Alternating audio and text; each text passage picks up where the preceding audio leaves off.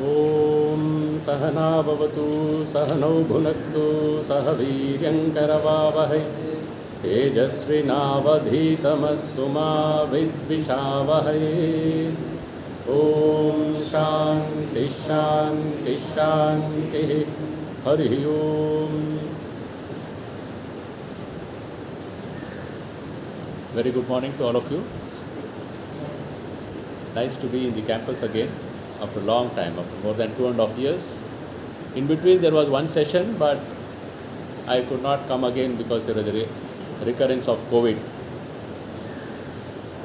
Yeah, please. Am I audible at the end? Ideas for life management. I'll be speaking on this topic. Everyone manages their own lives, but if we have some new ideas, it will always help to have a better understanding of how to manage our individual lives. Before I enter into the topic, let me introduce, because I see many new faces. This is Vivekananda Study Circle. We are now into the 25th year. 25 years ago it was started here by the director of the institute, NVC Swami. Professor NVC Swami was the director of IIT Madras. He started discussing some ideas from Swami Vivekananda, and interested students would go after their classes because the director himself was taking such interest. There is a good number of students. When he retired, that group of students, they felt we benefited from this, this should not end, let it continue.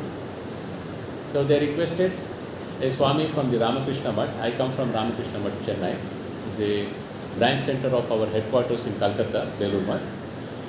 So they requested the editor of this magazine, the Vedanta Kesari. It is a magazine started by Swami Vivekananda himself, English magazine. So they requested him, can you come and discuss ideas, Swamiji's ideas. So the Swami, editor Swami agreed, and from then this has been continuing. I serve now as editor of this magazine. So in that capacity, I have been coming here for the last 6 years. This is the 6th year now, 6 years over, 7th year. Every Sunday we have this discussion on some topic which will help us to build our personality, our lives, and through that our country. Nation building through character building. That is our motto. And we also engage in some service activities, because the true test of the pudding is in eating. So if I want to know what is my character, it is only through work I can know the character. It is not a character certificate which determines my character. It is when someone opens his mouth and when she works, we know the person's character. So we engage in some service activities. Our ashrama has adopted a village 1.5 hours away from Chennai. So VSC boys and girls, before this COVID, they were going there, interacting with those village boys and girls, training them, helping them in coding, improving their English, teaching them science, maths, and it had an impact on that village boys and girls. They are mainly snake catching community, Irula community, but they have just started learning. And our boys, through initially VSC itself collected old cycles left behind by students leaving IIT. So 22 cycles we refurbished, gave it to those girls going to schools, gave it to those 200 widows out there. So we gave it to them. Even a simple thing like a cycle empowered them. A simple thing, which for us, outgoing students don't even care for it. Who will take this now? They just drop it wherever it is and go. But that one cycle made some women there feel empowered. So small acts, we don't even know the capacity to transform people, disadvantaged people's lives. Because we are all very much advantaged studying in this premier institution of the country. So that is a brief background of this Vivekananda Study Circle, and I am happy and I hope we will be continuing this regularly every Sunday. I go into the topic now. Those who have been attending for a long time, PhD students, they will have a repetition. New students will probably find it a new dimension of thinking. When Swami Vivekananda was traveling across India as a parivrajak means wandering sannyasi. He doesn't have a definite goal where he will go. As life propels, he goes. Someone tells, will you go here? He says, okay, I'll go there. Someone gets him some ticket, will you go here? Okay, I will go there. So it is allowing life to guide you. And he travelled across the length and breadth of India. Like that, when he was travelling, he came to a place called Khetri, a small kingdom. And it had a very progressive king, Raja Ajit Singh, a very progressive king. When he came to know here is a sannyasi, fluent in English, brilliant, and in conversation, and depth is, you cannot measure his depth, he was very intrigued. Who is this? Remember, it is 1889, brilliant sannyasi speaking fluent English, and you cannot beat him in anything. Forget philosophy, even in science history you cannot take an argument with him. He is a master in everything. That intrigued him. He says, I want to meet this Swami. I'll go and see him. But Swami said, no, king should not come, I will go. When he went, this king asked him a question.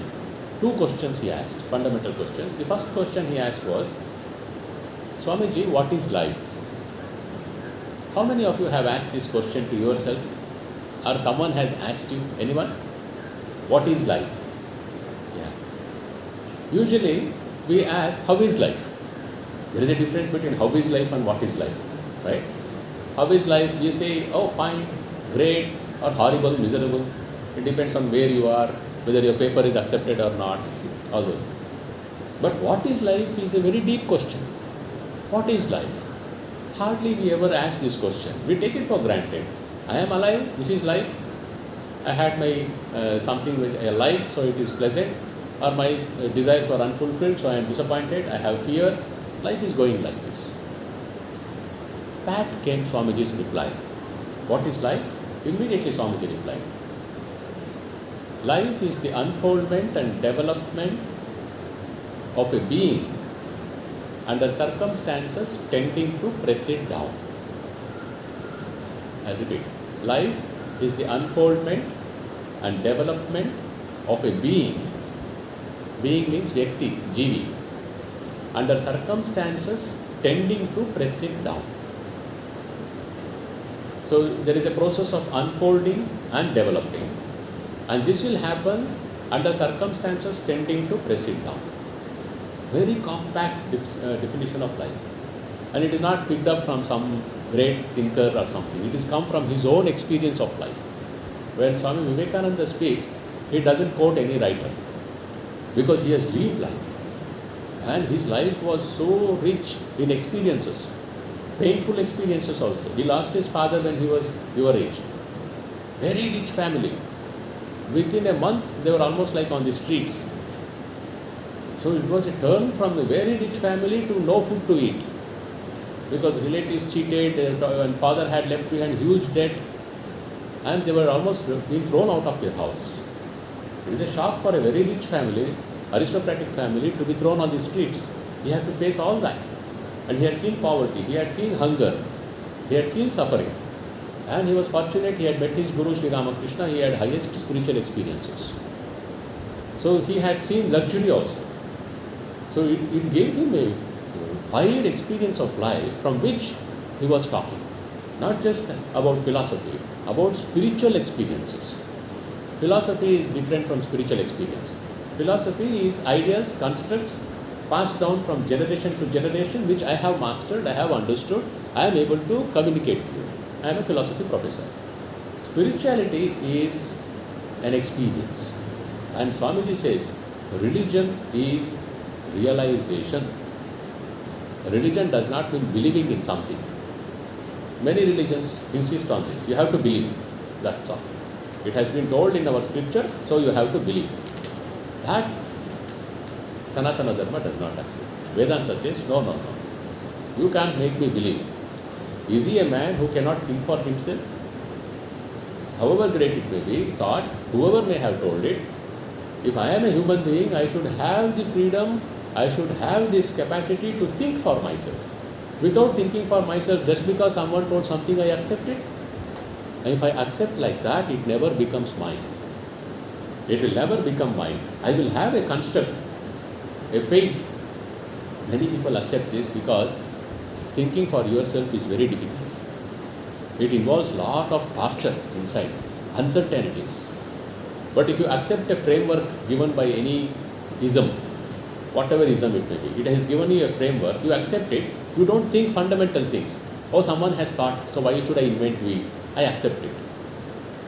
But each one of us, we are unique. Life is unfolding in me in a way which will not unfold in any one of you. It is unfolding in you in a way which will not unfold in any one of us. Now, that's why Swamiji says, I wish each man had his own religion. Why should there be one religion? Religion is not simply about beliefs, it is about experience. Life can be experienced in infinite ways. Now, coming to this point, Swamiji, when he talks about life, it comes from this rich experience of life. Life is the unfoldment and development of a being under circumstances tending to press it down. Please remember this. Remember this definition of life. Now, this is an everyday event. Pressing down happens every day. Physical, mental, spiritual level, it happens every day. How does it happen? There is a pressing circumstance. After some time, there is a release. And when there is a release, there is relief. Again, there is a pressing circumstance. Then somehow I meet it or I don't meet it. Either I fail or I succeed. Whatever happens, there is a release, there is a relief. This is a chain which continuously happens. There is circumstances pressing me down. After some time, there is a culmination, either to my favor or to my disadvantage, and then there is a relief. There is a release and a relief. Again, some other circumstance comes. You think of your own life. It can be academic circumstances, it can be a relationship circumstances, it can be environmental circumstances. Something other keeps pressing you down every day. Why there is not consistency? Consistency in circumstances. How can we maintain the consistency? Circumstances are not under my control, right? I switch off, electricity goes out now. It is not under my control. So this oppressive heat will press me down. It says, I can't bear this. I am sweating so much like a pig, let me get out from here. Circumstances are not under my control. Never. The circumstances in life will never be under my control. All I can do is control my response to it. Electricity goes off, I will increase my volume. Fan is off, you will start sweating. But you say, ignore it, I am interested in the idea. That's a choice I make. Life can never be under my control. All I have under my control is my response to life. Life is the unfoldment and development. Unfoldment and development is all under my control. Circumstances pressing me down is not under my control. You stand up and you insult me. Is that under my control? How you behave? But how I take it, how I respond is all under my control. But if I insist, no, you should not talk like that, then I have trouble on my head. You will talk as you are. What can I do for that? How I respond is all I can think of and I should take care of. Now, this pressing down circumstances, then there is a relief, a release and relief. This chain continuously it is happening. I have to decide, I have to work out how I will face this pressing down circumstances. That is life management. It is just simple as that. Circumstances will continuously press me down. Everything was okay. Suddenly, father passed away. Narendranath Tata. Circumstances fell down like anything on his head. Nobody expected. Heart attack, massive heart attack, father passed away. It happens to us also. Suddenly mother passed away. Suddenly brother passed away. Suddenly death comes like that. Or suddenly financial something went out. Suddenly a relationship broke. And suddenly my paper is not accepted, it is rejected. I have put so much effort on that. Unexpected.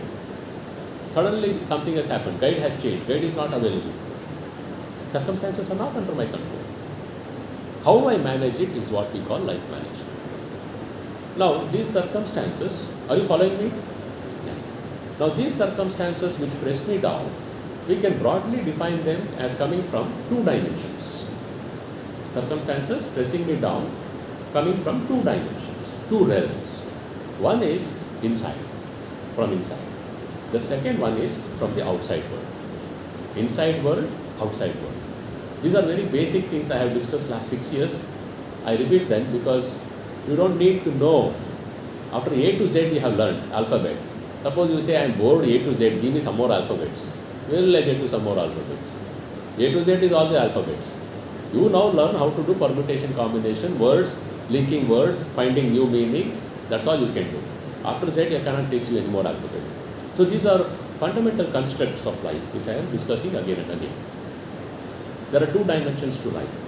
One is this external dimension where you and I are sitting, watching each other, and hopefully you are catching my ideas. But in this last 10-15 minutes, we have already gone out 2-3 times inside your mind. It has gone. It has not been totally on my every word I have uttered.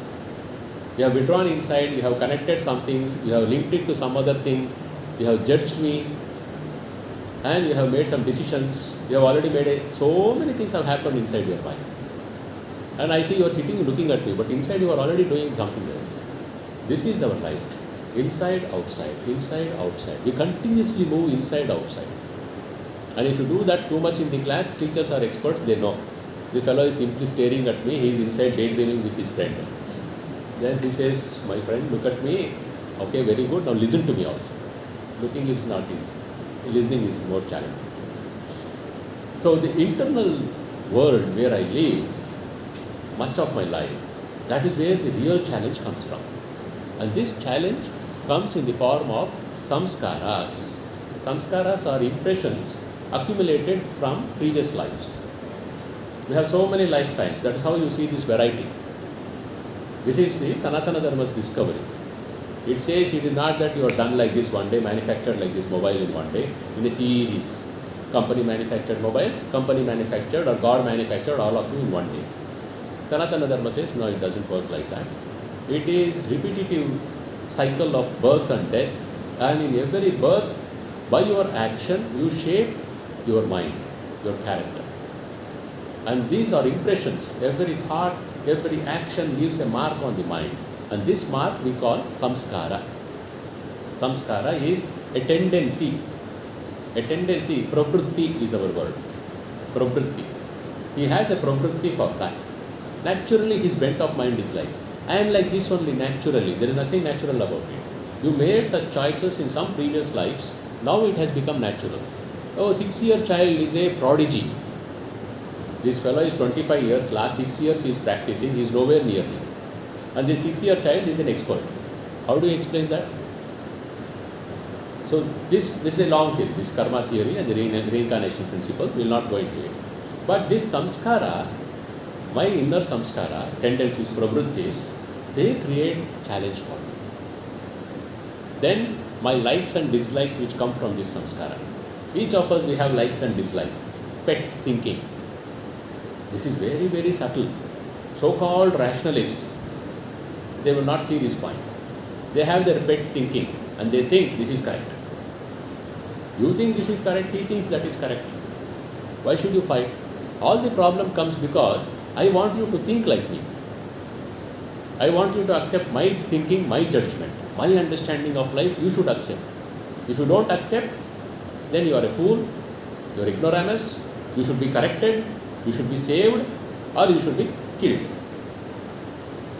Now, all trouble in the world comes because people think what they have understood is the best and final statement. So the Upanishads declare, what the truth is, nobody will ever know. Whether you call him God or Brahman or whatever name you want, nobody can tell what that is.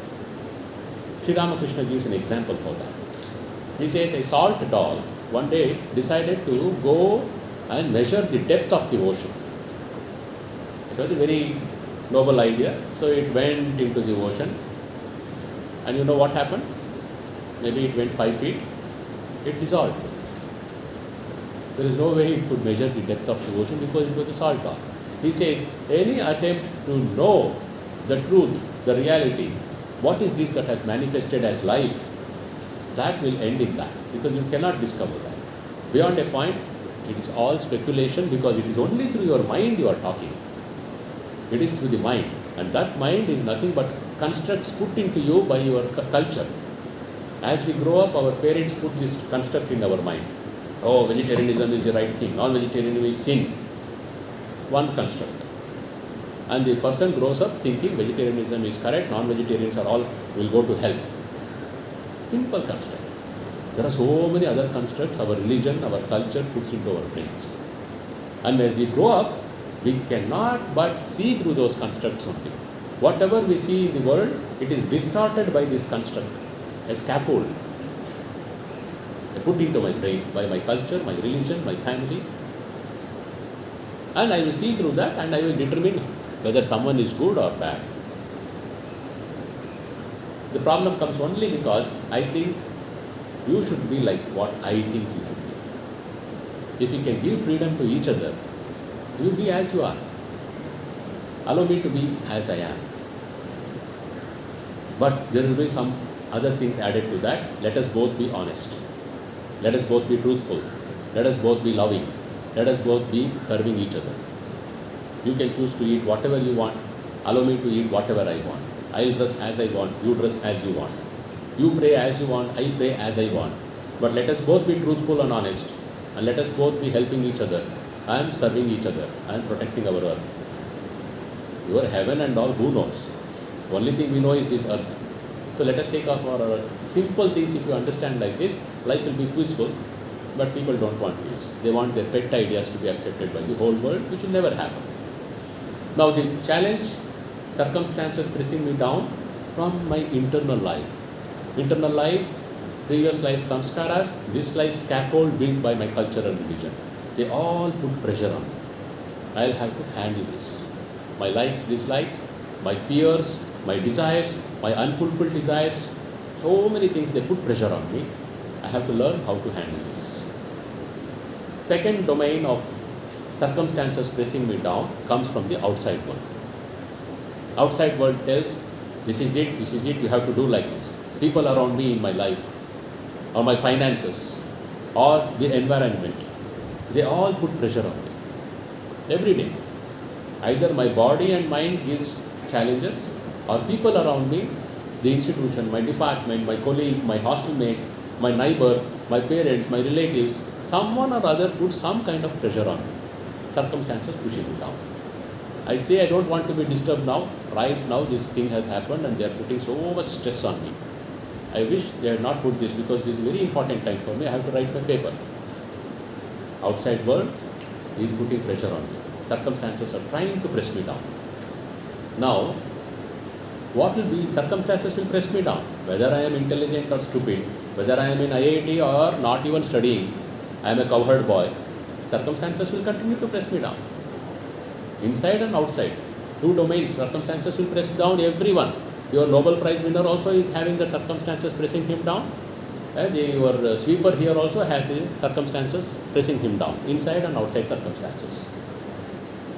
How the life unfolds depends on your response. How do you respond to it? The key is there. How do you respond to it? If you say, I am a victim of circumstances, I have become a victim of circumstances. And when we say victim, usually we blame the outside world. We don't blame our inside world. Are you following me? Whenever we talk of victimhood, it is always the outside circumstances which has made me a victim, not my own weakness. My weakness, I give a very good margin. A little weakness, that's okay. But outside circumstance, someone telling one word, 1 week this fellow will sit and cry. That one word disturbed me so much. That's why I didn't do well. My CGPA went down like this because of that one word. The look the guide gave me, finished. So that's why I could not do my presentation properly. Outside circumstances. That is very easily blamed. Do you agree? Inside circumstances are probably mainly responsible for my challenge, but I would like to put it on the outside circumstance until it is pressing me down. Now, this response to these circumstances pressing me down, that is all I have in control, and that's all I have to take care of. I cannot decide, I cannot choose, I cannot pray circumstances should be like this, they should not press me down. It will not happen. It will always press me down. How I will respond is all I have to take care of. For that, I have 3 ideas for you today. There can be so many ideas. Let us just take 3 ideas, or else it will become indigestion. First idea, to handle circumstances pressing me down. circumstances pressing me down from two dimensions, internal, external. And largely it is the external which we blame for our failure. And if it is success, credit goes from internal, my capacity. Now, first idea is decide your guiding principles in life. Decide your guiding principles in life. This is very important. You have chosen your course, what research you will do, all that is good. But have you chosen your guiding principles in life? This is how you will be. What does it mean? What I stand for, what I will do, what I will never do, what I value, how I look upon people, my attitude towards work. You should have a clear, definite idea on these things. I will do these things always. I will never do this. This is what I stand for. This is how I treat people around me. Unless we have clarity in this, we will be like the leaf blown around by the wind. One day it will be here, one day it will be somewhere else. The example given is, you have to choose to be a honeybee, not a housefly. Why? Why should you choose to be a honeybee and not a housefly? Any answer? Because honeybee knows its role, it knows what its job is. And housefly sort of doesn't just. Yeah, I put it more, he's put it very nicely. Honey, this bee goes only to the flower to suck the nectar of the flower. It will not go to anywhere else. Housefly will also go and sit on a sweet. It doesn't go to the flower. It goes to a sweet, jalebi, laddu. It will also suck to the sweet essence. It will also be on the shit on the road. Right? It will one time be on something very delicious, and next time it will be on a manure. So sometimes the mind is very noble, very good thoughts, and the same mind next time will be in a gutter. Horrible. If people around me know what my thinking is and what my feelings are, they will shut their eyes and nose and run away from me. So I am having this also. This is the housefly. But a honeybee will always go to the honey, to the flower. It has chosen its, the choice is made by nature, of course. It will not go anywhere else. It will go only to the flowers and suck the nectar from the flower. I have to choose deliberately, I will be a honeybee. What does it involve? It involves some do's and don'ts very clearly defined for myself. Not by my religion, mind you. Every religion gives you do's and don'ts. But just because some religion told me I am born in that religion, it will never become mine. And if it becomes mine, I think it has become mine. When temptation comes, it breaks. When temptation, real temptation comes, this do's and don'ts accepted because some authority has told it, it will collapse. And then the internal life will say, okay, one time na, I have followed it so many days, one time that's there. But if I have chosen it for myself, it will never break.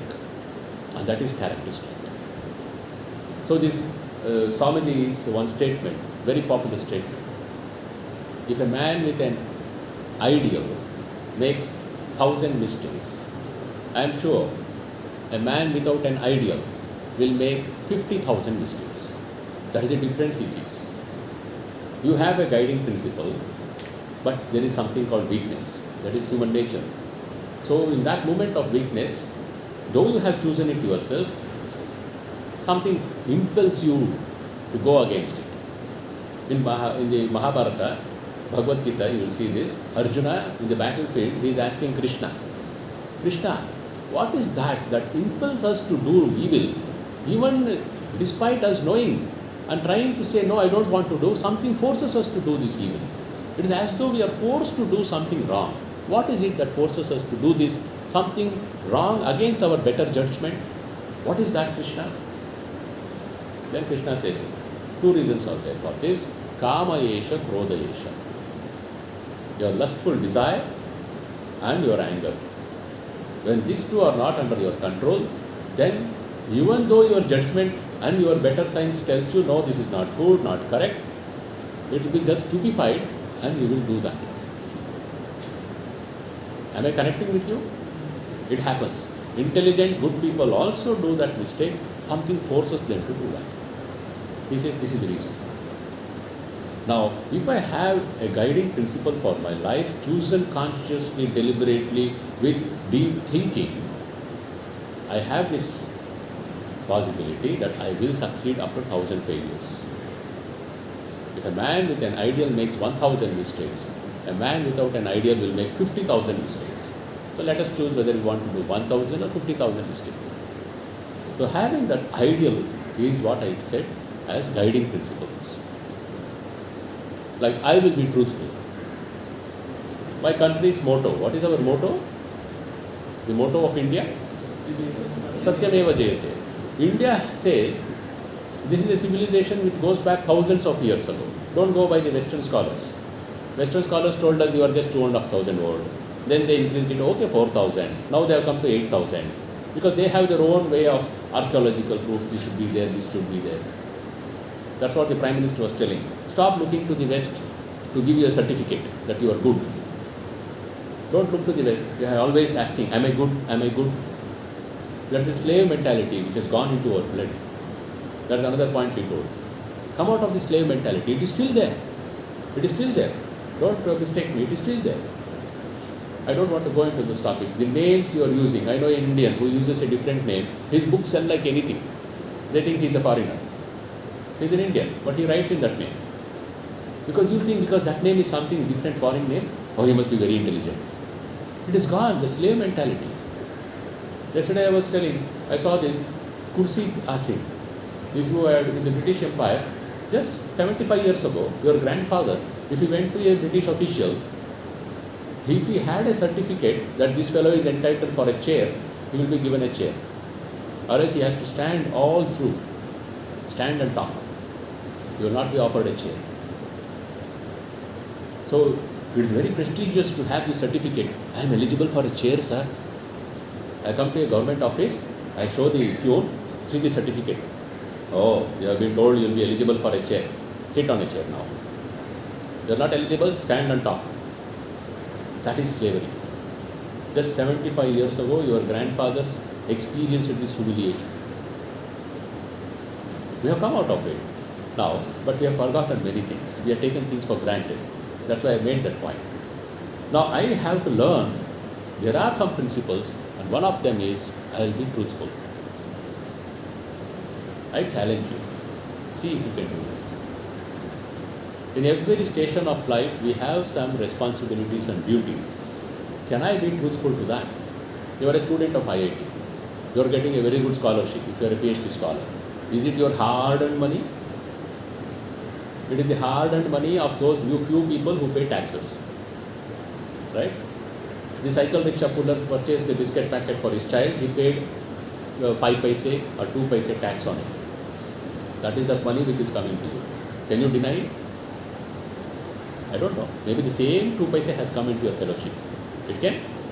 Because it went there and from the central government you are getting a fellowship. How do you justify taking 35, 40,000, 45,000 fellow human beings, fellow citizens, hard-earned money just because you are intelligent? Just because you are intelligent, it is given to you. And why is it given? So that you master your subject. Why should you master your subject? So that tomorrow you build my country. That is the only reason. I am a shopkeeper, I am paying my tax to you, giving you a fellowship. Only reason is you are intelligent, brother. My child, you are intelligent. Build our country in future. That's the only reason I am giving you this one. Now, if I am going to be truthful, honest, I have to ask this question. Am I mastering my subject? Am I mastering my subject? It's an everyday question I should ask. What dress I will wear? Forget it. Have I been responsible? Have I been responsible? Suppose fellowship doesn't come. Will you keep quiet? 1 week? You will make hangama in 1 week. Where is my fellowship? So, this unknown face of India, taxpayer, he can ask you, what is your progress in 1 month? Have you contributed? What contribution? Have you acquired knowledge? That is all I am asking. The delivery time will come later. Have you disciplined yourself? Are you honest? Or are you using it for your luxury and your pleasure? Splurging it on your boyfriend or girlfriend. I didn't give you money for that. I gave you to master this subject. Are you doing that? So that is honesty as a student. That is honesty as a student. Simple. Am I working hard to master the subject? If you are, yes, you are honest. Other dimensions of honesty I am not going to it. Because your main role here now is as a student, Vidyarthi. Your pursuit of Vidya, knowledge. You are in pursuit of knowledge. You are all brahmacharis. Brahmacharis, brahmacharinis. Brahmachari, brahmacharini means one who has committed himself to master with this Vidya, knowledge. This one principle only I will tell, you choose what else you want. If you are honest, you will not cheat your relations. You will be very careful, you will not cheat a relation. Whatever relation it may be, you will not cheat. And those, because that's a very different topic, maybe we can discuss sometime. All these relationships coming and breaking, and then you read podcasts on YouTube, and then all these great people, so-called wise people talking in TV shows, all wrong ideas they give. The relationships break because of selfishness and foolishness. Foolishness which first went into it without thinking, and second is selfishness. We'll not go into that. But I just want to leave with this one idea. Guiding principles, one principle which is foundation is truthfulness, honesty. You see if you can take up, Swamiji says, take up 5 ideas and make them your own. You are more learned than a man who has by-hearted a whole library. 5 guiding principles in your life. Can you choose? Just choose 5. If you have not done, you are among the brilliant students of India. And if you have not chosen 5 guiding principles, then it is a sad state. If you have not chosen, what it means is, you are like chameleon. You will change colors. When circumstances press you down, you are something else. When circumstances release you, you are something else. And when you do that, there is something else which happens. Inside, outside you may get success. There are so many who cheat and get success. But inside there will be a deep sense of failure, a deep sense of unfulfillment. Inside success and fulfillment will come when I have clarity about my guiding principles and when I am holding on to those principles. That gives me deepest sense of satisfaction and joy. So this is the first idea for life management. Choose your guiding principles, take 5, choose the 4 others, whatever you want, but choose it with your own deep thinking, not because someone told. I have told only one, truth, and you cannot argue me against truth. You cannot argue against truth. No, I don't want to be truthful. Very good, we will all be untruthful with you. Will that be okay? You don't want anyone to be untruthful with you, right? You don't want the mess to cheat you. You don't want you purchase the mobile, you purchase the computer, you don't want to be cheated on Amazon. You get very angry if you are cheated on Amazon. You put your blog, post and all. So you want people to be honest, then you should also be honest. You cannot argue on that point. Any 4 other things you choose.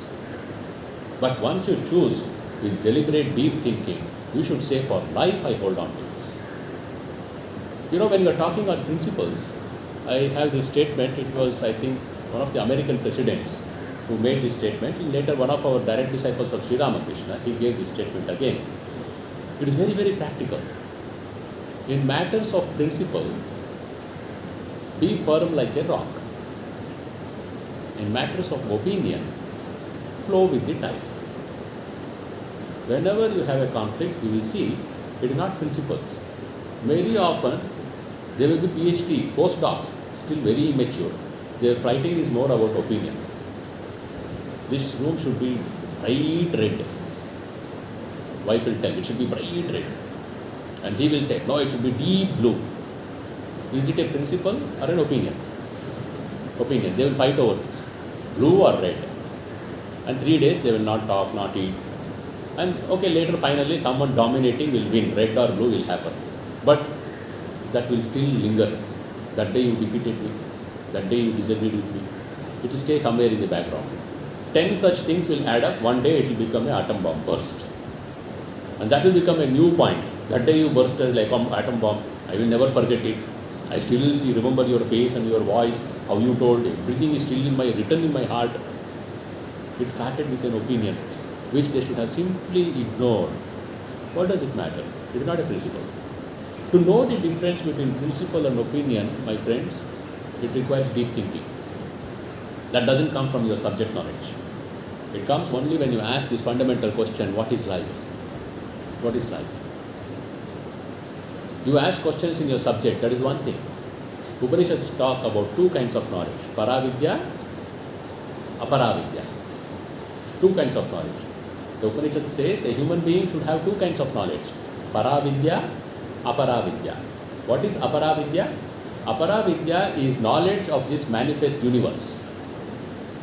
And you are mastering one branch of it. Chemistry or engineering or aerospace or something. You don't know anything about medical, none of you here. You are all engineers. Aparavidya is knowledge of the manifest universe. Whether it is plant knowledge or insect knowledge or electrical knowledge or civil engineering knowledge, electronics knowledge, anything that has manifested in this universe, if I have knowledge about how it works, how I can control it, how I can use it for the improvement of life, mine and this society and this nature, that is Aparavidya. Then what is Paravidya? Paravidya is knowledge about myself. Knowledge about me, who is acquiring this knowledge, who is witnessing this world. Who is this me who is seeing everything? That is the fundamental question in the Upanishads.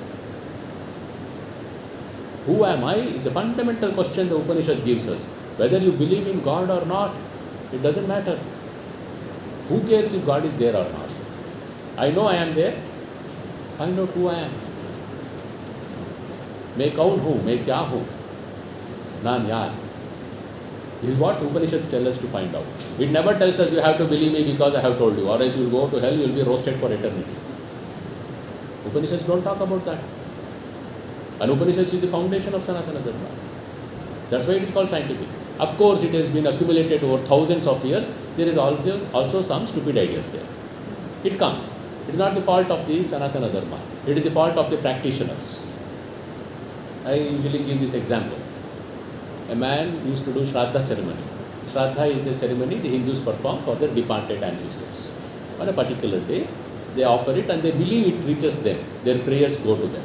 Not that they will eat this food, but the love and affection and prayers reach the soul which has gone into the other dimension.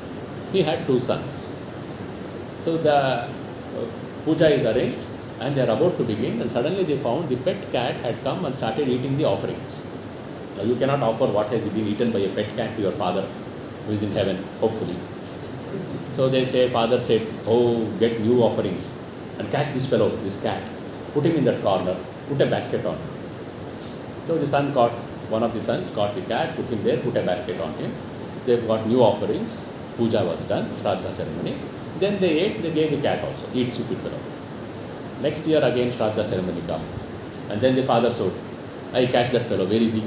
He'll come and put his mouth again there. So one of the sons caught the cat, put him in that corner, put a basket. After the puja, they gave him the prasad. This happened for some years. Then it so happened, the father died. Now the two sons have to do their father's Shraddha ceremony now. Their father himself went away. So they have to do for their father and their grandfather. By then the cat also had died. Now the two sons arranged the Shraddha ceremony. They are ready for the worship. Suddenly, when they are about to begin, just few hours now, the elder brother said, my God, we forgot our family tradition. Then the younger brother said, what Anna? Maya, what have you forgotten? Don't you remember? Whenever we did Shraddha ceremony, what would father tell us? Put the cat in that corner, put a basket. Oh my God, that is our family tradition. Then Baba ke vaste, younger brother ran to the market, purchased a new cat and a new basket, brought it, kept it in that corner, kept the basket over it, and they said, our family tradition is saved. Now is it the mistake of the tradition? Is it the mistake of the Shraddha ceremony? Thousands of years we are talking. We are talking of a timeline of thousands of years. So many have added cats and baskets. And you say, you see, your cats and basket, this is what your religion is. That is your problem. Because you think cats and baskets are my religion, that is your problem. I am telling you the foundation of my dharma is Upanishads. Any Hindu cannot describe that. The Gita, Bhagavad Gita, which is the essence of the Upanishads. The Vedas is a huge hold on. It has cats and baskets also. But the essence of that is given in the Upanishads. No Hindu can disclaim that. So, but when you want to show someone is wrong, you can put your whole 10 cameras on that cat and basket. And you see, give the camera to me, I will show your cats and baskets. Everything, every culture has cats and baskets. The problem comes, you want to show someone is wrong. Not that I want to be a better human being. If my becoming better human being is in proving you are wrong, then God help you, God save you. This is the first principle, truth. Please choose 4 others, at least 4 others. That you will be kind, that you will be forgiving. Love thy neighbor as thyself. Why you should love thy neighbor as yourself? Not my neighboring girl. Why should I love my neighbor as myself? Love my neighbor means any human being who comes in touch in my life. Why? Because he and I are one. And for that, Swami Vivekananda gives this. Shiva Gnane Jiva Seva. Shiv मानकर जीव की सेवा करना है. शिव मानकर जीव की सेवा करना है. You have to serve fellow human beings, looking upon them as God Himself, God herself. That is the highest idea. Serve fellow human beings, looking upon them as divinities. Not that they have to be pitied and all. No, this is another idea. I don't want to give you my ideas. One idea I surely want to give you, which our country has accepted, and if you are a sensible person, you will accept. I have to be truthful, right? In your social position, in your family position, or you are a student, whatever it is, can you think for yourself and choose 4 others? That's all. Second idea for time management, controlling time. Controlling time. This is not exactly time management. When I say controlling time, it is not just time management. What you will do when? Decide on it. What you will do when? This is very, very important point. Time is equal to life. Do you understand that? Time is equal to life. Last 45 minutes is over in your life. It is over in my life. Suppose I am going to die tomorrow. 45 minutes of my life has so much value. And I know one day you and I both will die. You are super seniors. Long, I told Professor NVC, he was director here. He passed away 2 years ago. He was director of this institution. He passed away. So many passed away. So time is like, now how I control my time, that is controlling or managing my life. So how should I do this? You should have clear idea of how you are going to use your time. If you don't have clarity on how you are going to use morning 6 to 8, what do? Nothing. That means you have not chosen to do anything definitely 6 to 8. What will happen, Sometime later, someone else will choose to do something for you at that time, 6 to 8. He will come and sit and gossip with you, 6 to 8.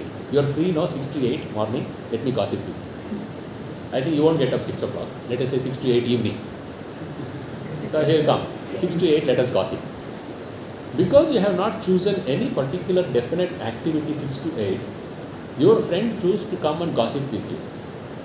He took control of your life. Your life is not under your control. Your life is managed by your friend, 6 to 8. 2 hours, is it a joke? In 24 hours, 2 hours matter. If we don't have a definite idea how I am going to use my time, someone else will capture that time. It may be your boyfriend or girlfriend or family, relative or a hostel mate or your YouTube. Someone will take over that 2 hours time. Definite idea like how I am going to use my time morning till evening. If you can have some clarity on this, it will help you to manage your life. Please think on this. You have your 2 years of COVID staying at home. Initially it was all nice. Then many people told me it is very difficult to study because my time is not under my control. My mother tells something, brother tells something, and then I myself do something, my friends call something. Here at least I had classes, I had project, I had a lab, I had a time where I had to work there. Attendance was there. So I was being trained to control my time. And how do you control time? Through activity. What does time control mean? It is through activity, right? You cannot catch time like this. When you talk about time management or controlling time, it only means I am controlling what activities I will do in that period of time, particular time. So it is controlling activities that helps me to manage my life. What kind of activities? This is the point I'll come to. You should have a definite positive attitude towards work. Activity means work. So what kind of work, what kind of attitude, that is the next point. Now work can be defined or decided by two things. Whatever work you are doing, it is defined or described or determined by two things. In two ways it can be done. One is the outside world. Whatever work you are doing, it is determined or defined or decided or influenced by the outside world.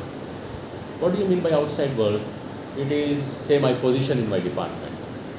I am a research associate. I am a professor, assistant professor. I am a professor. I am a clerk. I am a head clerk. Whatever it is, my position in the workplace, that. Then my responsibility. Position brings responsibility. More the higher the position, higher the responsibility. So that position and the responsibility that comes with it, my salary, my working environment, all this, it has an impact on me, and my work which comes out under this impact will have a certain impact on this world. Are you following me? I am working now, say let us say research scholar, or I am an associate professor in IIT. What work I am doing, what is the responsibility, what is the remuneration, what is the work environment, all that influences my work. My attitude towards work is another thing. But all the circumstances, my life, my lab mates, my guide, how he gives time or doesn't give time, all that is affecting me and influencing my work. And my work influence means my output is influenced. So the output of my work depends upon the outside circumstances. This is the point, simple. The output of my work is determined or it depends on external circumstances, like my position, my responsibility, my salary, work environment, people around me, my guide, my senior colleague, my senior lab mate. All these people are influencing and determining my work output. I may contribute, I may lose good work, but it is not under my control. It is strongly influenced by outside world. This is one way in which I can work. Many people work like this. Many people work like this. This is the outside world influencing me and my work. There is a second dimension to that. What will be the second dimension? What can be the second dimension? Inside out. I determine how my work will be. When I choose to determine how my work will be, external circumstances, including my position, my salary, my lab mate, my professor, my colleague, the environment, the institution, they all become secondary. This is a very subtle point. Please note this. When I choose to work with my definite chosen principles and attitude towards work, when I choose to do this, only then I will have the power and strength to overcome the limiting influence of the external circumstances. External circumstances may be positive, may be helpful, and it can be negative also, impeding my growth. Whatever it is, if it is positive, very good, beneficial for me. If it is not, even then, if I am doing it from inside out, I will be able to overcome. And life usually is negative. Very few of us, we are fortunate to have everything positive. If my department, lab, guide is all very good, something else is wrong at home. Or everything is okay, something has gone wrong in the relationship. Everything is okay, my body is not healthy, I am having problem. Something or other, some problem will be created by the external world. But if I have chosen to work inside out, then I will be able to overcome these challenges. I will be able to manage my life. I will not allow external world to manage me. I will manage because I choose to work inside out. And what does this working inside out mean? It is having a definite positive attitude towards work, which is based on principles, and above everything, the spirit of contribution. This is the key word, contribution. Why am I working? Why am I studying? It is to contribute. It is to contribute. This is the key word. This is the takeaway for you. Contribute. Why are you studying? To contribute. Ask yourself, is that your answer? Why are you studying? My father sent me to study here. I got only here. What else can I do? This is the top institution. Oh, there is very good placements here. Oh, very good salary is here. Oh, the facilities are very good here. Do you tell, I have come here to contribute? Ask yourself, I won't ask you to tell me. Ask yourself, I have come here to contribute. Do you have that answer even once coming into your mind? I have come here to contribute. Right, Swami, I have come here to learn. Learning is also contribution, right? If you master your subject, you are contributing to my country by acquiring that knowledge. Because tomorrow you will give it back to my society. Lab to land. That is the ideal, right? Lab to land. It cannot be only in your lab. I am not paying you so much money, 1,000 crores, so you will be only in your lab. It has to come out to my land. That idea, that visionary idea, that I am studying to contribute. I am studying to contribute.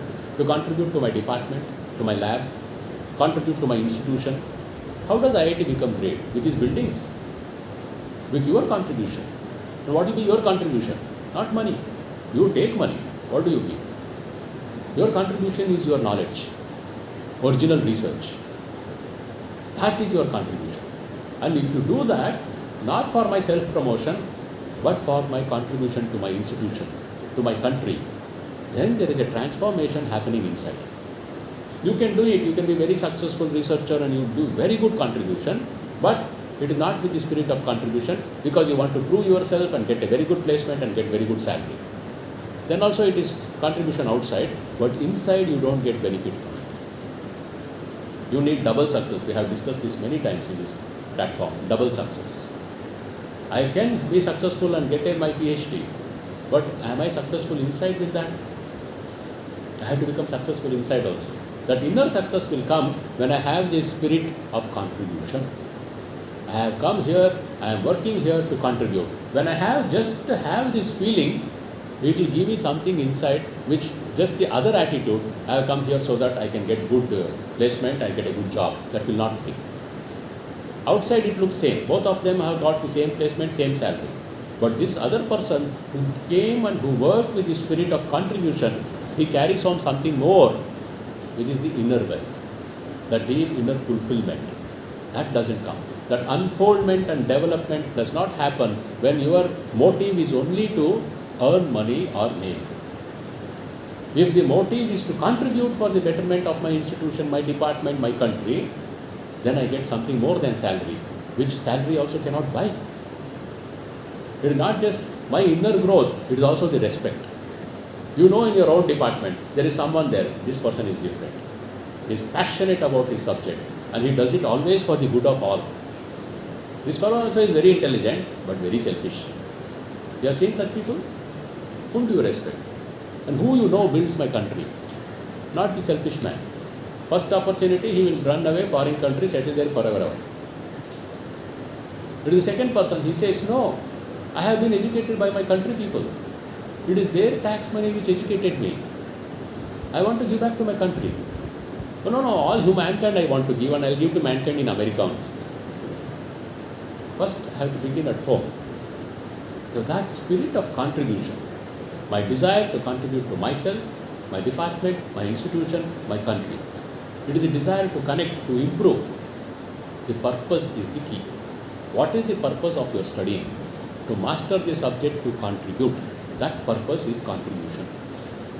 So if you think deeply, we have had a lot of discussions on this topic, contribution, the idea of contribution. Every day, if you can ask yourself, what have I contributed today? What have I contributed today? That's what the Prime Minister told. Let us think about our duties. Whole India is beating our rights, our rights, our rights. Have you ever had a discussion? What is our duties? We are coming now on this corridor, you saw some paper bags lying around. Monkeys threw it. Is it my duty to pick it up and throw it into a dustbin? Is it not? Well, I say monkeys will anyhow throw it out, let it be outside only. That is a monkey's work. I am not a monkey. My work is to put it back into dustbin. And I am also an engineer. I will devise a lid so that the monkey will not remove it. That is my contribution. Every small way I can contribute to my institution. And when I say contribution, begin with your department and your institution. Or when you talk about contributing to India, like we did Har Ghar Ka Tiranga, it will end with that sentiment. And they are throwing it everywhere I heard. That sentimentalism is not contribution. It is down to earth, solid, unknown, unseen, silent. Real contribution comes. If you master your subject, you have contributed to India immensely. And tomorrow, God willing, you say, I will translate it land to land in India for the betterment of India. You have contributed, you have been, you are a noble soul. I am reminded of Abdul Kalam, Dr. Abdul Kalam. He once went and saw these children, polio-affected children. They had to wear that steel crutches. They cannot walk, polio-affected children. And those steel crutches, legs with the steel rods, they are very heavy. The children were finding it difficult to run because small children and this heavy steel on their legs. When they were doing research for the spacecraft, they discovered one metal which is so super strong and super light. Immediately Abdul Kalam told the team of scientists, this should go to those children's, that legs, clippers they call it, I think. That's how it came. Now polio affected children, we don't have many, but it is still there. They will wear that. It is super light, super strong. It was done for a spacecraft. It is helping poor children. That is the way. If you have a vision to contribute, it will not be just for yourself. You will say, how do I contribute to my country? And my country is not just my family. My country begins with my department, my institution, and everywhere else I can connect. Abdul Kalam, what has he got to do with those children, spastic children and other children? He is a space scientist, but he saw suffering there and he saw, can I help them? And when he saw an opportunity, we have manufactured super light, super strong material. Let it go for the helping of these children. That is contribution. That idea came to him because he had a heart which felt. He had an eye which could see. We are blind. Most of us are blinded by our desires, by our fears. You open your eyes, you can contribute so much to this IIT. Can you make this a better institution for the next generation of students?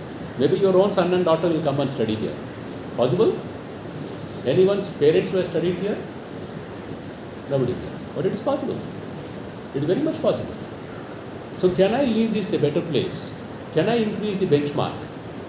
Improve the benchmark and say, in this batch, this fellow improved the benchmark. That is a contribution. Last idea. First one was have guiding principles, ideals. One I have given truth, choose the rest for yourself. At least 5 you should have. Second one, the spirit of contribution. When you work, do that honestly, sincerely, but add the spirit of contribution. It makes a difference to your inner dimension. Third and last one, you should learn to draw boundaries. You should learn to draw boundaries in your life. However close anyone may be, there should be a boundary. And that boundary should be clear to you, clear to the other person. If you are not clear about boundaries, how much time I will allow someone else to take from me? You cannot be like, I told time management. So all my time is managed and your friend comes, I am depressed. No, I don't have time now. Go. My time is all managed. I cannot say that, right? He is suffering. When he is suffering, I should say, I am there with you, my friend. A friend in need is a friend indeed. I have to be there for him or her. But if it is a pathological depression, then I should say, now you need a counselor. Otherwise, I also will sit with him or her and mop the whole day. And everything goes on. I should know how much time, understand practicality. Yeah, this is now pathological condition, medical treatment, intervention is required. Help them, guide them there, bring more support system. help to put a support system. 4 or 5 of them are helping him or her. So equally we share our time and help him or her to come out of that, whatever it is. But boundaries should be clearly defined. You cannot take me for granted. Nobody should take it. No husband, wife also, there should be boundaries. You don't have any such boundaries, you will have a lot of problems. And life will not be managed. Someone else will manage your life. Your phone will be switched off. Or you will be in silent, you will not be available from this time to this time, whoever it is. That is a boundary I have drawn. You keep it on, oh my friend will call, oh my mother will call, oh my auntie will call. No boundary. And suddenly you find you are paying penalty for it. You will pay for it. Time is life. And finally we will ask you, what did you do? Oh no, you see, I helped my friend, I helped her, I helped him, my auntie, my uncle was sick, so I looked after her. I didn't pay you money to do all that. I paid you a fellowship to master this subject. Have you done that? Don't give me excuses. So this is the last point. Choose boundaries. How much time or how much proximity you will allow someone to come in. Remember that some of the stories we read in primary school, there is deep wisdom in that. You remember that story of the camel and the Arab? No? You have read it. There is a desert storm. So the Arab went inside his tent and sat comfortably, and the camel was very uncomfortable outside. Severe desert storm. So it pleaded with its master, please allow me to put my nose into this tent. Oh, the desert, so much sand is coming, I cannot breathe. He felt sorry. Okay, put your nose. He put the nose. And after some time, mouth also came in. Oh, it is going into my mouth. Let me put my mouth into the tent. He said, okay, put your mouth also. Nose and mouth came in. Then he said, it's going into my ears. See, there are so many holes in the face. Allow me to put my whole head inside. Yeah, that is true. Okay, put your whole head inside. Now it's comfortable, head is inside. But because head is comfortable and body is very uncomfortable, it felt more miserable. So it's a small tent, an Arab's tent. So it said, my hump will come inside, that's all. Really, camel's hump, it came inside. By then this fellow was uncomfortable. He's thinking, and a small tent, I have to share with my own camel now. And before this Arab could realize, the camel was fully inside the tent, and the Arab had to go out. Camel said, you can't adjust, what can I do? Like this, sometimes in our lives, some camels come into our life. We allow it in the name of sympathy, compassion, ayopavum, and before we understand, the camel is in and I am out. I am out of my track. I am out of my track. You think for yourself. We have to be brutally honest with ourselves. Many times this happens. We lose track because we allowed a small camel to come in, camel's nose. It comes like that. If you have drawn boundaries, clear boundaries, known to you, known to your friends. Alright, this time don't go. He will not be disturbed this time. He will be in his lab and he will not be disturbed. Forget it. No question asking him. She will not come at this time. We know. Clear boundaries. It is always good. Initially they may not like it. Oh, what, you are like this. You are also studying. This is my way of studying. They will learn to respect the boundaries. You have boundaries, respect other people's boundaries. You will be able to manage your life. So I leave you with these 3 ideas. Have guidelines, ideals. Second, what is the second point? Spirit of contribution. And third, draw boundaries.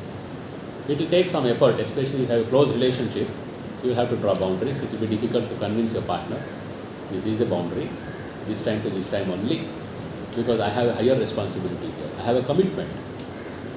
If you don't have these boundaries, commitments are compromised.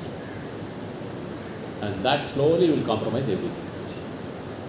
Yeah. Thank you. If you have any questions, I'll be happy to see. What was the second question that Raja asked? Yeah. The second question was, what is education? First question he asked is, what is life? Immediately Swamiji said, life is the unfoldment and development of a being under circumstances tending to press it down. Second question he asked was, fundamentally, what is education? I think Swamiji's answer to that was, education is nervous association of ideas. It's a very deep thought.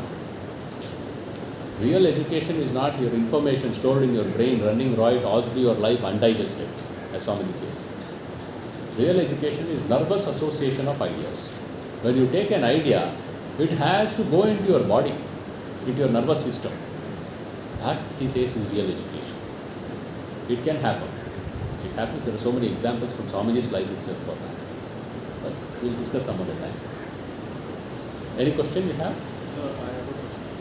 Once you said that people think like chameleon in terms of circumstances, way to get one question is that. Like we were taught like we should be like a money country, we should bend when the storm comes, then we can survive. Yeah. And somebody, some ideas like if we be very grounded to some ideas, we are stick like a tree, but that it doesn't survive in the storm. No. When you are strict with your principle, you will survive any storm. Don't connect the storm to principles. Whatever be the storm, if it is only I am strong in my principles, I will survive. The example and the connection is not correct, my friend. In matters of opinion, flow with the tide. But in matters of principle, be firm like a rock. Because if you leave up that, give your hold away, leave your hold from the principle, you will be just floating up. You will not only bend, you will be blown out. You will be losing your roots. You are rooting in your commitment, in your responsibility, whatever it is, you are holding on to that with some principles. You respect your mother, you respect your father, you respect your sister, you have your respect for your commitment, for your partner, for your institution, for your work. All that is based on principles. And one principle I have shared is truthfulness. There have been so many more. Take up 5. But if you give this up because there is some lot of strong storm can be an officer telling me to compromise. Right? That's what the officers face. Not every government officer is correct. They are targeted, they are tempted, they are threatened. How do you hold on to that? If you don't hold on, then you are lost. You may bend down and you are fully flat. You won't get up again. So this distinction between principles and opinion. Once you are clear about it, you will know this is a matter of principle. There is no bending in this. And whoever asks you to bend from principles, they are not your good. And they are not good for the society also. Anyone who says, there is a tremendous pressure, let us all cheat. Whatever may be the pressure, if I cheat tomorrow, the bigger picture is cheated. I may escape, but the bigger thing is my country which will pay for it. West Bengal we are seeing, teachers have all been hired who did not deserve to even teach. And that fellow is in jail. That is only small thing, it is happening everywhere. It is happening everywhere. For one small thing, thousands of students' life affected, right? Thousands of people, children's life affected because someone unqualified to be a teacher is teaching there. He paid money. And it happens across India. It is a tremendous storm, so I have to pay bribe. What can I do? I hold on. Why should I hold on? My country believes in this, Satyam Eva Jayate. Oh, I won't get that job. I will get something else. I will get something else. If one door closes, another door opens for an honest man. Swami, how do you find your principles without experiencing? You see, here is a basket of mangoes. He has eaten it and he knows they are sour. Apta Vakya it is called. Apta Vakya is the statement of people I trust and respect. So he says, don't eat that. I just ate that. It is very sour. I trust him and I say, no, I will not eat that. If I say, no, I also want to eat and taste and only then I will believe, then I may have to have a bitter experience. Now who will I take as Apta Vakya? That is another question. There are so many fake fellows going around as very great people because they speak very good English, they are fluent, and they grandiose dress they wear, and they are intelligent also, very intelligent. So you start thinking everything this man says must be correct. But if you know some facts, then you should know how much lies is coming out there. Intelligence plus lies. And the moment someone is lying, that is a red signal for you, don't trust this man. The moment someone is lying, you should know everything else is suspect. So we say, scriptures is one, or I have accepted some people. Say the country says, Mahatma Gandhi we accept. The whole of India, we have declared we accept Mahatma Gandhi because this man was honest. Not that he didn't make mistakes. He made a lot of mistakes. Scandalous mistakes. But the man was honest in everything. You read his autobiography of a yogi. He was honest about everything. Even the horrible things he did. And that's why the country says, this man we can trust because he's honest. He made mistakes but he's honest. I have accepted Vivekananda or Sri Ramakrishna. Why Sri Ramakrishna? He hardly had any cloth. You didn't have to take any interview with him. And he was not living in a 5-story building where you have no access. His personal secretary will talk with you and you don't know what is the inner life. And he didn't have a bank account. And his salary was 6 rupees as a priest. And he was tested by these Narendranath Datta, later Vivekananda and others. Day and night they tested him. Everything he told, they tested him. And only then he accepted. Vivekananda says, I tested my Guru every inch of the way for 6 years. And then I accepted. So I accept his words as Aptavakya. We are told the scriptures, the Bhagavad Gita or Upanishads, whatever they say is Aptavakya. Apta is one who is your Hitaishi. One who is your, who talks for your benefit. Every religion claims the same thing. But it comes with a rider. Don't think for yourself. I am telling you, just accept it. That will not happen. I will listen to it and I will know where to use my intelligence and I will decide whether I will accept it without again going and eating the mango or accept his words and look for some other mangoes. But there may be situations where even if he says, I will have to experience it myself. Oh, don't mix with him. You know, I have 1 month I saw him, horrible fellow. That is not a mango. Right? That is a fellow human being. So he has given his judgment. His likes and dislikes may have influenced him. I am not going to take it on that. I will just file it in my mind. This is the input he gave. I know he is balanced and he has given me this input. But now I don't want to judge this fellow human being for that. I will see. I will see. How much I will see, how I will see. I have to use my intelligence. So you will have to think for yourself and also accept the Aptavakya. So, do you get distraction? Who? What? Do you get distraction? Yeah, if I have a mind, I will have distraction. How do you manage it? Because I have a discipline and I have time frame. I have to do this, do this, do this, do this, do this. Do And you have then, any such practice that can make you relief from yeah, that? whatever I do is as a spirit of contribution. It is Shiva Jnana Jiva Seva, my service to my fellow countrymen. And that service is done with the spirit of, at least we are told, and the struggle is to do it with the spirit of worship. And then try to be honest, try to be unselfish. And then you have regular practices, japam, meditation, reading of scriptures. The engine has to be oiled. The mind also has to be oiled. How will you oil the mind? With noble thoughts, noble literature. If you go on reading some kind of literature, some kind of things, your mind will be colored by it. Whatever you think repeatedly, your mind will start thinking like that. And you will think that is correct. That's how people are brainwashed. Many people in our society, they get brainwashed because they don't think for themselves. Even intelligent people, they get brainwashed. And very dangerous brainwashing. This is only correct, everything else is wrong. That will lead to all disharmony. So there's a basic difference between science and engineering. If I'm doing some sort of science, basically I'm sort of unraveling a mystery of universe. Like for example, I'm finding a property of some galaxy which is far away from us. So, that galaxy is not going to affect my country or my planet. So, am I not contributing if I'm studying about that particular galaxy? You are contributing because you cannot say it is not affecting my galaxy. It is so huge, it is somehow affecting my galaxy also. Everything in this creation has an influence and pull on each other. We are still discovering. You cannot make that statement. You can't be so sure about that statement that that galaxy is not affecting you. Your science has just discovered there is a black hole in Milky Way and they are scratching their head. Oh, we didn't know there was a black hole in Milky Way. It should not have been there. That's our knowledge. In 1920s, the president of the Physics Association of America, he declared everything has been discovered. Now we say, no one will dare to say that, right? So whether it is 100 trillion galaxies, there is that butterfly effect, they say. A butterfly flaps its wings, something changes somewhere. It is true because there is only one energy. The whole universe is one energy.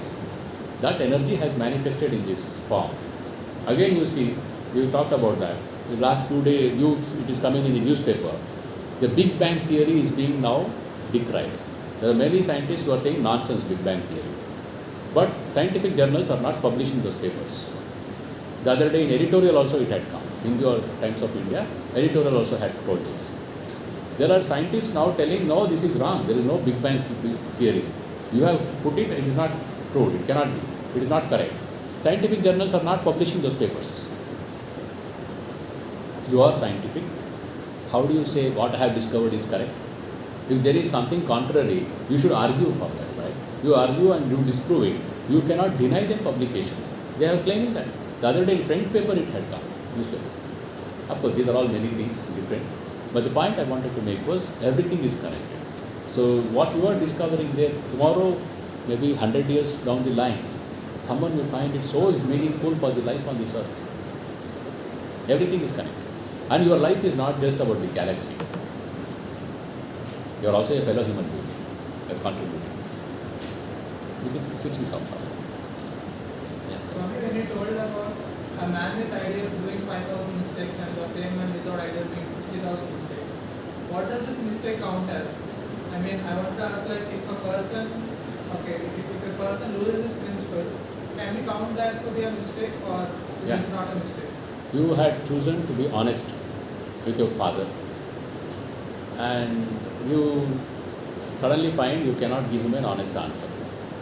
You have done something which is shameful, and you are frightened or you are ashamed, you don't want to tell your father that you splurged it on something and then you bought something or it is lost. You tell a lie. That is the principle broken. Then, depending on your character strength, you again choose, no, that was not okay. Next time I will not put myself in this position where I will have to lie to my father. I knew what led me to lie. Next time I will make sure I will not put myself in that situation or circumstances which made me lie to my father. You choose not to do that. So that is a mistake. But that is not final. Some mistakes can be very costly, but some can be a learning experience. Once you learn, you know why I did this, you will avoid that. But mistake is a mistake. But we should never be frightened about mistakes. Swamiji says, a cow does not tell a lie, a wall does not tell a lie, but it still remains a cow, this remains a wall. It is a human being who tells a lie, but he has the capacity and opportunity to manifest his divinity. Immense possibility a human being has, which a wall and a cow does not have. So telling lie or failures are not the end of life. We have that stepping stones of success. I have to make it stepping stone. Swamiji has one statement, the way to heaven is through hell. The way to heaven is through hell. Hell is lot of suffering, misgiving, misunderstanding. Through that I become strong. Isn't that contradictory to your statement saying that we should not bend? Once you are bent, you are fallen, so there is No. It is not that once you give up your principles, then you are gone. I have not given up being truthful. I could not do it now because of the temptation or the fear. So I told lie. Next time I will avoid those circumstances which brought that fear and shame to me. So I will climb again. I once punished a hostel boy and I took him to the vice principal. I was hostel superintendent in Bengal. So principal was scolding him. Father has been called. It's a graduation, not like yours. So there we have parent call. Father is called if boy makes a mistake, to put pressure on him. I asked him, why did you lie to me? And he replied, because I was afraid of you. Then I said, please leave this now. My mistake. It is my mistake that the boy was afraid of me. When you are afraid of someone, you cannot be honest with them. So I understood my mistake there. He lied because he was afraid of me. So it is not he who is responsible for it, frankly. It is me. He should not have been afraid of me. There should have been the trust built that even if I make mistake, I will be forgiven, again I will be punished, but I will be forgiven. The quantum of punishment or the idea that I will not be forgiven, that put that fear inside me. So the principle was lost for one reason, and that reason was external. Still, if he was strong enough, he should have overcome that fear and told, I will take the punishment, I will not lie. But that strength comes to him with this kind of failure, deep reflection, and telling, no, I will be strong. I will tell whatever be the consequences. And that boy is now in your ISRO. He is a scientist in ISRO. It is built, character is built by stumbling. So Swamiji, you told that we should choose some people whom we should listen to. I mean, we should trust them. So if I choose someone and if he tells me something and I found him that he is not following that particular principle himself, then I should start doubting him in everything. Now, sometime before he also told me that to be honest. So I mean, how should I trust him that okay, being honest is good or bad? I mean, being honest is very obvious thing, but I mean, there could be some things which are not as obvious. Yeah. So, Being honest is not because he told. Do you want to be cheated? Finished. Nobody told you that you should not be cheated. So why don't you be cheated? You don't like being cheated. I just took an example of being honest. Yeah, no, something fundamental like that. 5 principles you have thought it out, that you think for yourself. Not everything you take because someone told you. I have chosen to be honest. I have chosen to be forgiving. I have chosen to be always serving unselfishly. I have chosen to be kind to people. I have chosen to be responsible in my position wherever I am. These are choices I have made. Now there are so many things in this world, in this life, where I cannot test everything. Then I take this Aptavakya. But fundamentally I have to think for myself. Never surrender that. Always learn to think for yourself. But to think for yourself, you need some fundamental principles.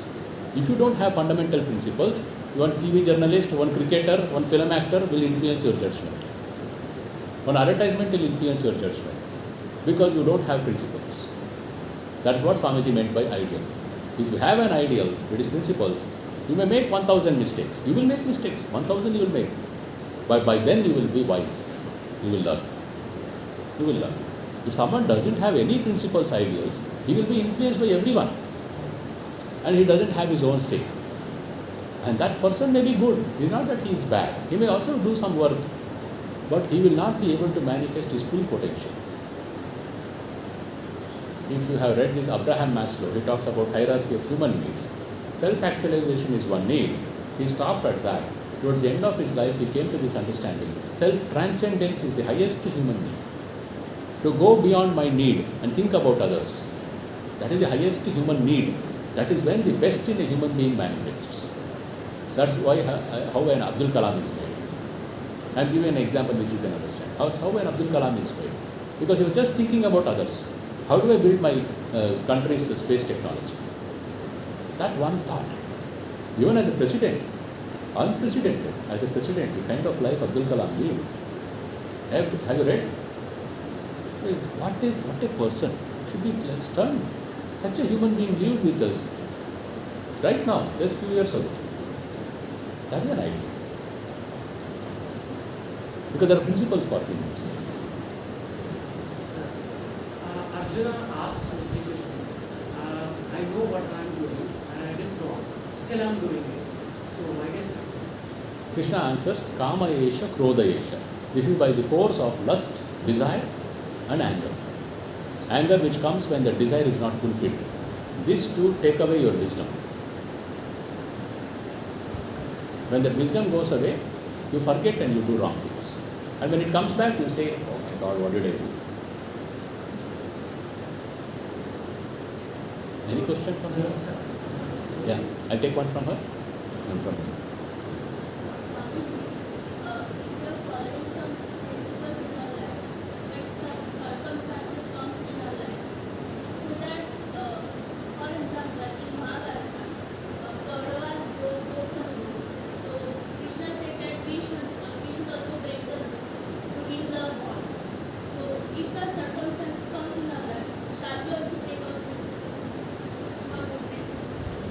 You will have to be very careful about that.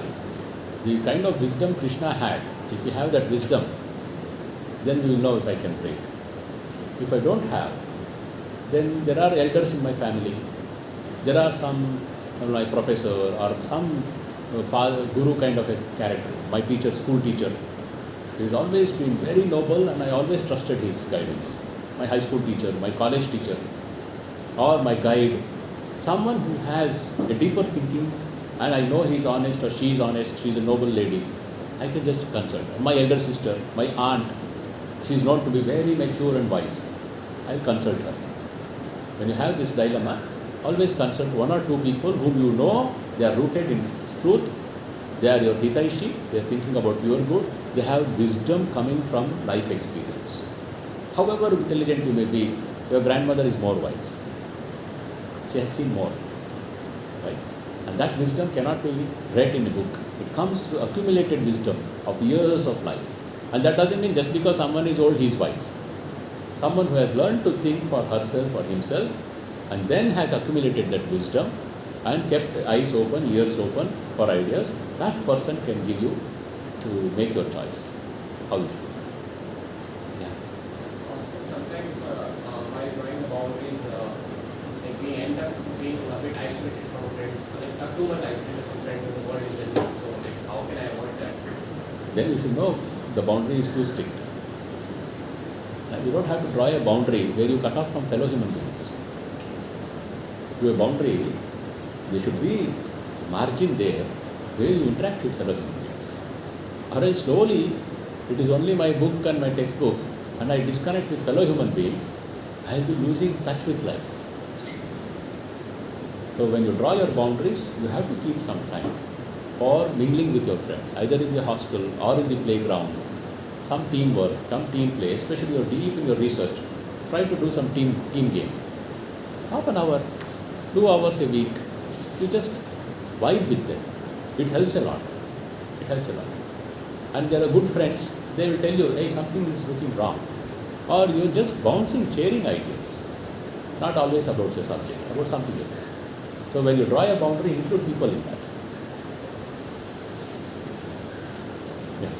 Swami, when you told about Kamayesha project, right? I mean, under anger or under lust influence, if a person breaks the principles, is it good to maintain the relationship with different kind of people? Or Yeah, when I break my principle, does that mean I am eternally damned?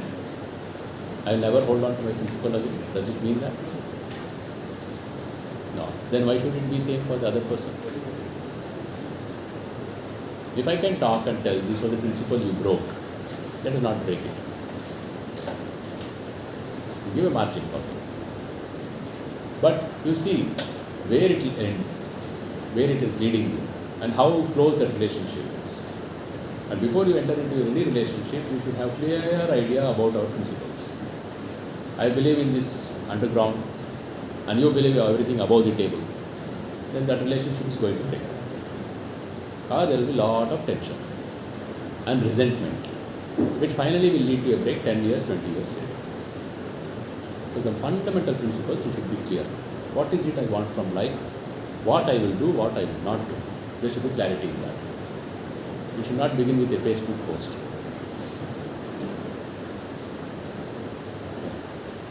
Okay. Thank you. Thank you for your interaction. And please come again next Sunday. We will have some other topics. And there will be, we call it prasad. Earlier it was prepared. And now we have chocolates. Just improving. We have basic calendars also. So whoever You tell them.